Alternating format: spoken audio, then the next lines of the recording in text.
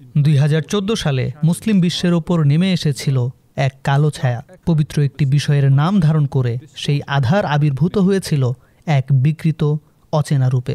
যুদ্ধবিধ্বস্ত সিরিয়া ও ইরাকের ধ্বংসাবশেষ থেকে এক ব্যক্তি আবির্ভূত হয়, যে জ্ঞানের পোশাকে নয় বরং অস্ত্র শস্ত্রে সজ্জিত ছিল।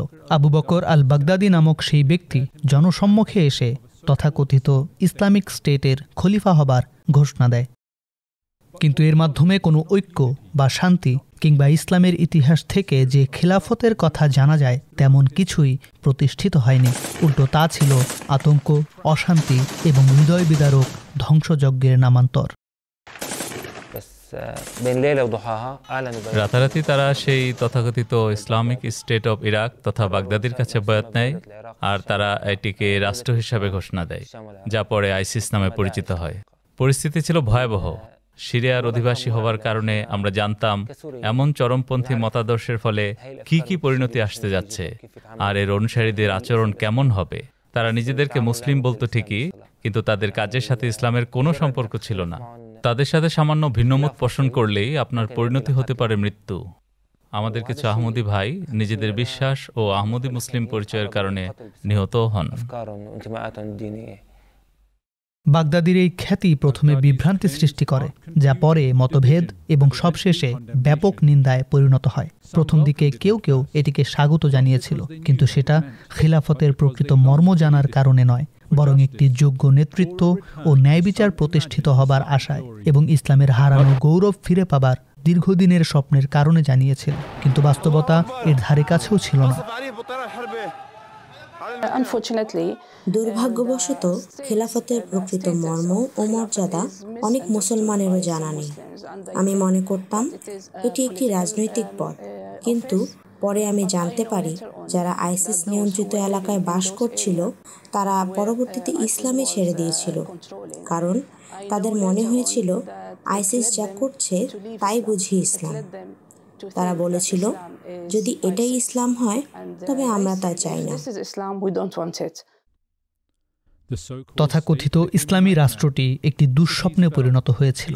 একের পর এক শহরের পতন, মানুষজন পালাচ্ছে, শিশুরা আঘাতে আঘাতে ক্ষতবিক্ষত, কেবল শারীরিকভাবে নয় মনের দিক থেকেও। খিলাফত, যেটিকে একসময় ধার্মিকতার সাথে সম্পৃক্ত বিষয় বলে সবাই জানত, অনেকের চোখেই তা কলঙ্কিত এক বিষয়ে পরিণত হয়।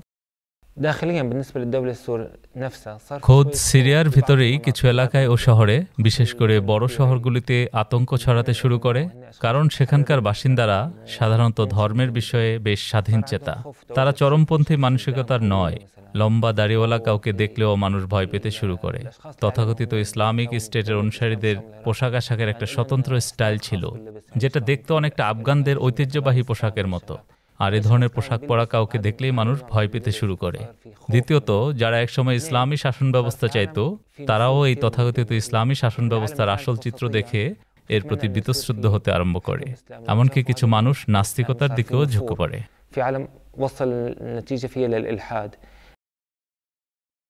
ইসলামোফোবিয়া আরও বেড়ে যায়। বিপদ আপদ কেবল যুদ্ধক্ষেত্রেই সীমাবদ্ধ ছিল না, বিমানবন্দরগুলোও পরিণত হয় ইন্টারোগেশন চেম্বারে। বিভিন্ন মসজিদকেও সন্দেহের চোখে দেখা আরম্ভ হয়, আর ইসলাম যা নয় তাই প্রমাণের দায় চাপে সাধারণ মুসলমানদের ঘাড়ে। আমার মনে হতো এই আইসিসের অনুসারীরা এখানে এসেছে আমাদের হত্যা করতে, আমাদের শাসন করতে, আমাদের জোর করে মুসলমান বানাতে। তাই স্বাভাবিকভাবেই ইসলামোফোবিয়া বেড়ে গিয়েছিল, আর মনের ভেতরেও ভয় ও আতঙ্ক বেড়ে গিয়েছিল মুসলিম বিশ্বেও আর এর বাইরেও। কারণ একটা পর্যায়ে তারা খুবই শক্তিশালী হয়ে ওঠে, এবং দুঃখজনক বিষয় হলো পৃথিবীর বিভিন্ন স্থানে তাদের অনুসারী সৃষ্টি হয়।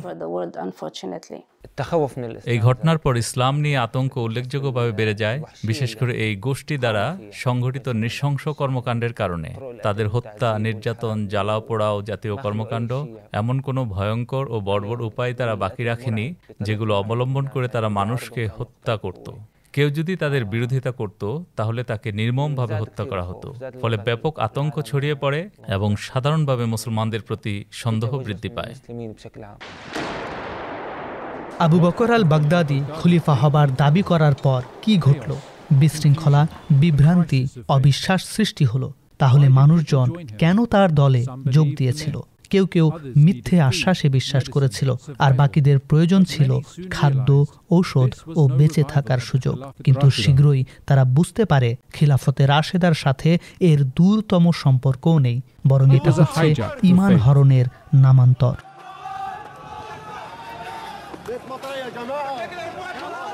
কিছু তরুণ যুবক আইসিসের খেলাফত সম্পর্কে ভুল বুঝেছিল। তারা ভেবেছিল এটা হয়তো প্রথম যুগের খেলাফতের মতোই খেলাফত, অর্থাৎ খেলাফতে রাশেদার মতো, বা কোনো উমাইয়া খলিফা যেমন ছিলেন তেমন। তাই তারা ভেবেছিল আমরা আবার সেই রকম ন্যায়বিচার ও সমৃদ্ধির যুগে ফিরে যেতে পারবো। আর এ কারণেই তারা আইসিসের খেলাফতের আনুগত্যে যোগ দেওয়া শুরু করেছিল। কিন্তু আমার জানা মতে তাদের অধিকাংশই পরে আফসোস করেছে এবং সেখান থেকে পালানোর চেষ্টা করেছে, কিন্তু তারা সেখানে আটকা পড়ে যায়। তাদের যোগদানের প্রধান কারণ ছিল আর্থিক অনটন। যুদ্ধের সময় সিরিয়া চরম দারিদ্রতার শিকার হয়েছিল এবং মানুষজন তাদের সন্তানদের জন্য খাবার ও ওষুধ জোগাড় করতে মরিয়া ছিল। যখন আল কায়েদার অঙ্গ সংগঠন জবহাত আর নুসরা আসে এবং এরপর আইসিস আসে, তখন তারা যোগদানকারীদের $150 বেতন দেওয়া শুরু করে। উন্নত দেশে এটা খুব ছোট একটা অঙ্ক মনে হতে পারে, কিন্তু যুদ্ধবিধ্বস্ত সিরিয়ায় বসবাসকারীদের জন্য এটি তাদের পুরো পরিবারের ভরণ পোষণের জন্য যথেষ্ট ছিল। তাই কিছু মানুষ তাদের সাথে যোগ দেয় শুধুমাত্র অর্থের প্রয়োজন। দুর্ভাগ্যবশত বিভিন্ন দেশ থেকে অনেক যুবক যোগ দিচ্ছিল, বিশেষ করে ইউরোপ থেকে। আমি মনে করি যেসব ইউরোপিয়ান যুবক আইসিসে যোগ দিয়েছিল তারা ইসলামের প্রকৃত শিক্ষা সম্পর্কে অবগত ছিল না। শেষ পর্যন্ত আইসিসের আসল রূপ সবার সামনে প্রকাশ পায়।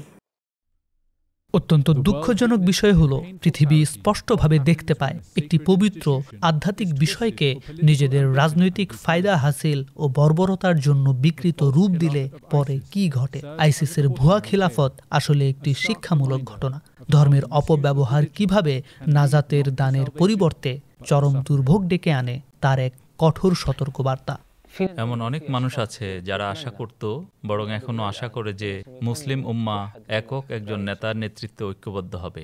আইসিসের সূচনাকালে কেউ কেউ হয়তো নির্দিষ্ট এক ব্যক্তির মধ্যে এই সম্ভাবনা দেখেছিল, কিন্তু পরে তার কর্মপন্থা এবং সহিংসতা দেখে তারা হতবাক হয়েছেন। যারা কেবল মুসলিম বিশ্বকে ঐক্যবদ্ধ করার জন্য একজন নেতা পেতে চান, তাদেরকে আমরা মোটেও সন্ত্রাসী হিসাবে চিহ্নিত করতে পারি না, কারণ বাস্তবে তারা সহিংসতার বিরুদ্ধে। তারা কেবল এই আশা পোষণ করে যে উম্মত একজন নেতার নেতৃত্বে ঐক্যবদ্ধ হবে। এই আকাঙ্ক্ষা মুসলিম উম্মার বর্তমান করুণ, অপমানজনক ও দুর্বল অবস্থার কারণেই সৃষ্টি হয়েছে, আর এই হতাশা ও বেদনা ক্রমেই বেড়ে চলেছে। আজও আমি বিভিন্ন ফেরকার বন্ধুদের সাথে বসি, কথা বলি। শিয়া, সুন্নি, এমনকি সেকুলার মানসিকতার বন্ধুরাও আছেন। তারা সবাই বলে যে তারা চায় যেভাবেই হোক একজন নেতা যেন হয় যার বিষয়ে পুরো উম্মতের সব আলেম একমত হবেন, যিনি এই উম্মতের হাল ধরে একে এগিয়ে নিয়ে যাবেন। তাদের ব্যক্তিগত ঈমান যে পর্যায়ে হোক না কেন, সবাই মনে প্রাণে চান উম্মত যেন ঐক্যবদ্ধ হয়, কারণ দলাদলির চক্করে পড়ে সব মুসলমানেরই, বিশেষভাবে আরবদের প্রাণ উষ্টাগত।